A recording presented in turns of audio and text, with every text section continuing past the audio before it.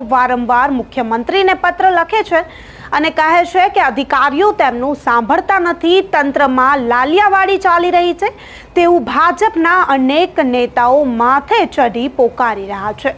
ત્યારે છોટાઉદેપુરના સાંસદ જશુ રાઠવા પોતે કહી રહ્યા છે પોતે સાંસદ છે છતાં આ અધિકારીઓ તેમનું સાંભળતા નથી। ભારતીય જનતા પાર્ટીના નેતાઓનું અત્યારે અધિકારીઓ પણ સાંભળતા નથી અને આ નેતાઓની અવગણના કરવામાં આવી રહી છે।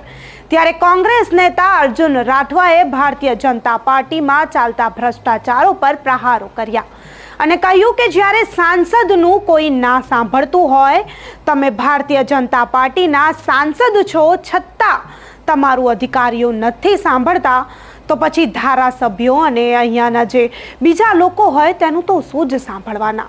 ત્યારે ભારતીય જનતા પાર્ટી અને તંત્રની લાલિયાવાડી પર પ્રહારો કરતા અર્જુન રાઠવા શું કહી રહ્યા છે તે સાંભળીએ।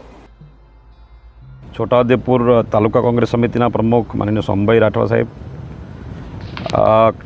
પાવીજતપુર તાલુકાના પ્રમુખ કાજરભાઈ, શહેરના પ્રમુખ સુલેમાનભાઈ અને બીજા બધા આગેવાનો ભેગા થઈને ગઈકાલે અહીંના માનનીય સાંસદ શ્રી જશુભાઈએ જે ફરિયાદ કરી છે કે એમની રજૂઆત એના અધિકારીઓ સાંભળતા નથી, એ કોઈ જવાબ માગે તો એમને આપવામાં નથી આવતો અથવા મોડો આપવામાં આવે છે અથવા અધૂરો આપવામાં આવે છે, જેના કારણે એ જિલ્લાના લોકસભા વિસ્તારના લોકોના પ્રશ્નો જે છે એની રજૂઆત કરી શકતા નથી, નિરાકરણ લાવી શકતા નથી। અમને થયું કે આ જે પ્રશ્ન છે એ કોઈ વ્યક્તિનો નથી। જશુભાઈ ભલે ભાજપ પાર્ટીના હોય પણ આ લોકસભા વિસ્તારના સાંસદ છે અને સાંસદનું જો અધિકારીઓ સાંભળતા ના હોય, એમને જવાબ ના આપતા હોય તો ધારાસભ્યનું શું હાલત હશે એ સમજી શકાય છે। ધારાસભ્યને તો કોઈ પૂછતા જ નહીં હોય અને ધારાસભ્યોનું સાંસદનું ના સાંભળે, તાલુકા જિલ્લાના પ્રમુખો બીજા હોદ્દેદારો જે છે એમનું આ સરકારી તંત્ર સાંભળતું નથી, એ પ્રકારની સ્થિતિ છે। અને અમે અવારનવાર કોંગ્રેસ પાર્ટીએ અનેક પ્રશ્ન રજૂઆત કરી છે। અમે 9 તારીખે આજે પુલ તૂટી ગયો ડાયવર્ઝન વિશે આવેદનપત્ર આપ્યું હતું અને 10 તારીખે જશુભાઈએ પત્ર લખ્યો છે। અને જે મુદ્દાઓ છે કે જિલ્લામાં રોડ રસ્તા તૂટી ગયા છે અને વિદ્યાર્થીઓ દરેકને પ્રશ્ન છે અને સાથે ભૂતકાળમાં આ જિલ્લામાં 25 કરોડ કરતાં વધારે નકલી કચેરી કૌભાંડ થયું। માનનીય જશુભાઈ એની પણ તપાસ માંગતા હશે। આ જિલ્લામાં નળ સે જળ યોજના પૂરેપૂરી ફ્લોપ ગઈ છે, કોઈ પણ નળમાં પાણી નથી આવતું, પણ લોકોના જે ઘરવેરાના જે પાવતી છે એમાં પાણીના બિલ આવે છે। તે ઉપરાંત આ જિલ્લામાં બીજાને કૌભાંડો તો ખરા જ, પણ અલગ અલગ વિસ્તારોમાં અંતરાળ ગામોમાં બસની સુવિધા નથી। જે બસ જાય છે એકાદ તો ત્યાં ઓવરલોડેડ, જો બસમાં 50-60 લોકો ભરી શકાતા હોય તો 125 કરતાં વધારે લોકોને ભરે છે। શાળાઓના મકાનોની હાલત ખરાબ છે, શિક્ષકો નથી। આ પ્રકારની જે સ્થિતિ છે એનાથી લોકો ત્રાહિમામ છે, ભયંકર ભ્રષ્ટાચાર છે અને એવી સ્થિતિમાં સાંસદ સાહેબ, ધારાસભ્યો, એમના પદાધિકારીઓ છે, સરકારમાં છે, એ ગામડામાં જઈ શકતા નથી અને એમને જો જવું હોય તો સરકારનો એ કાર્યક્રમ બનાવવો પડે છે અને અધિકારીઓ પાછળથી એ લોકો એની પાછળ રહીને જઈ શકે છે। આ પ્રકારની સ્થિતિ ખૂબ જ ખરાબ કહેવાય। અમને લાગે છે કે ભાજપમાં સંગઠન અને પદાધિકારીઓ વચ્ચે કોઈ પ્રોબ્લેમ હશે, મનમેળ નહીં હોય, ભૂતકાળમાં એમના ઝઘડાઓ થયા છે એવું બહાર આવ્યું છે અને એમને એમનું સંગઠન સહકાર નહીં કરતું હોય, એ બરાબર નથી। જે કામ ભાજપના સંગઠને કરવું જોઈએ તે કામ અમે કરી રહ્યા છીએ, એટલા માટે કે સાંસદ, ધારાસભ્યો અને પદાધિકારીઓનું અધિકારીઓ સાંભળવા જોઈએ જેથી લોકોને ન્યાય મળે।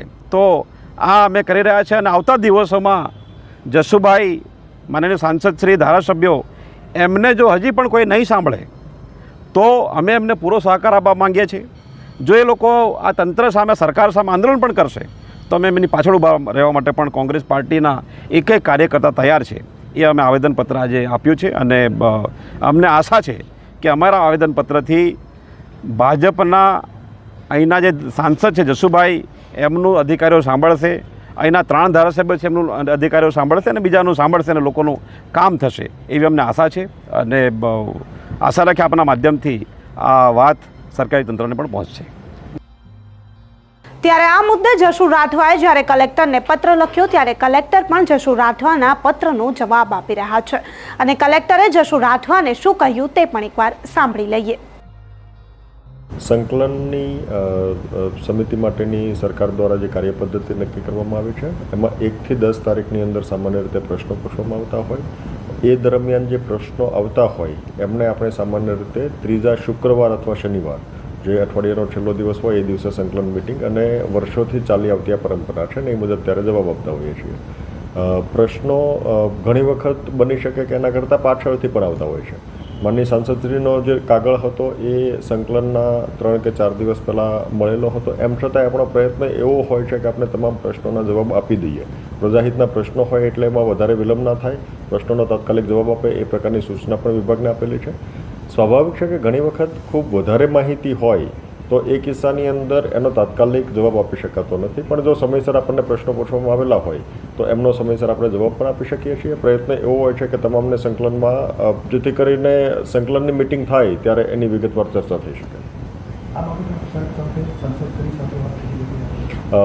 સામાન્ય રીતે દરેક સંકલનની બેઠકની અંદર આપણે એમની જોડે ચર્ચા કરતા હતા, પણ આ વખતે સાંસદશ્રી પોતે હાજર નહોતા.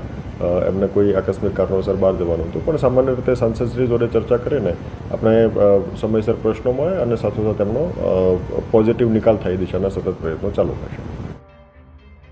ગુજરાતના તંત્રમાં લાલિયાવાડી તો છે. અધિકારીઓ દિવસે ને દિવસે બેફામ થઈ રહ્યા છે. અધિકારીઓને નેતા